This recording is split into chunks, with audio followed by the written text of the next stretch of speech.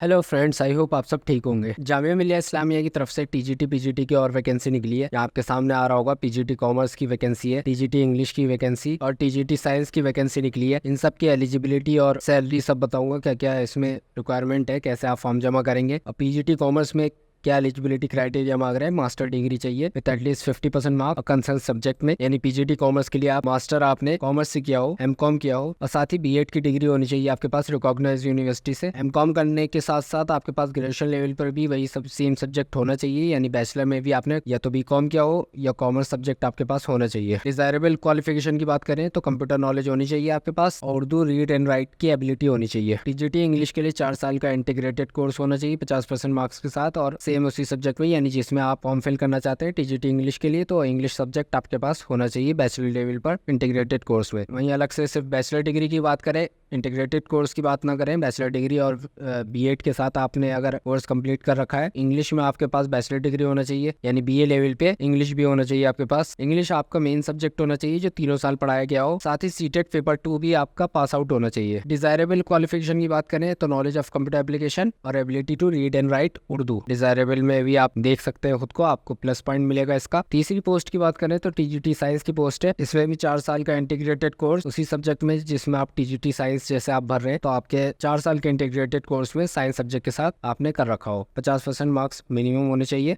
यानी pass out किया हो 50% मार्क्स के साथ। वहीं बैचलर डिग्री की बात करें, अगर 4 साल का इंटीग्रेटेड कोर्स नहीं है तो बैचलर डिग्री होनी चाहिए 50% मार्क्स के साथ, और सब्जेक्ट होना चाहिए आपके पास साइंस का। साथ ही बीएड होनी चाहिए, बीएड की degree, CTET paper 2 pass out होने चाहिए, जो कि आप सबको मालूम ही होगा टीजीटी फिल करने के लिए सीटेट पेपर 2 होना कंपलसरी है। साथ ही साइंस को पढ़ाने के लिए, यानी टीजीटी साइंस के लिए proficiency in teaching through Hindi and English medium, यानी इंग्लिश और हिंदी मीडियम से पढ़ाने में महारत हो आपको, इसको भी ध्यान से देख लें। साथ ही डिजायरेबल क्वालिफिकेशन की बात करें तो कंप्यूटर नॉलेज होनी चाहिए और ability to read and write Urdu. Guest teacher की वैकेंसी है। इसकी सैलरी आपको कैसे मिलेगी, मंथली सीलिंग के हिसाब से, यानी पर मंथ सैलरी मिलेगी, पर पीरियड बेसिस, यानी हर पीरियड के हिसाब से आपकी सैलरी डिसाइड होगी कि आपको कितनी सैलरी मिलती है पर पीरियड के हिसाब से। Syed Abid Hussain senior secondary school में इसकी वैकेंसी निकली है। टीजीटी में एक पोस्ट निकली है कॉमर्स में सीनियर सेक्शन में, टीजीटी में इंग्लिश में मिडिल सेक्शन में, और टीजीटी साइंस में मिडिल सेक्शन में एक पोस्ट निकली है। आप फॉर्म कैसे जमा करेंगे या आपको क्या करना होगा ये मैं आपको बता देता हूँ। 1 जुलाई 2024 से पहले आपको अपने सारे मार्कशीट, सर्टिफिकेट, टेस्टिमोनियल, सभी चीजों को लेकर Syed Abid Hussain senior secondary school principal office पहुंचना होगा, यानी रेज्यूमे या मार्कशीट आपकी जो भी अभी तक की है, जैसे कि मैंने आपको बताया था, सीटेट भी अगर आपका क्वालिफाइड है तभी आप एलिजिबल होंगे, तो सीटेट के भी मार्कशीट या सर्टिफिकेट जो भी आपके पास सब लेकर आपको 1 जुलाई 2024 से पहले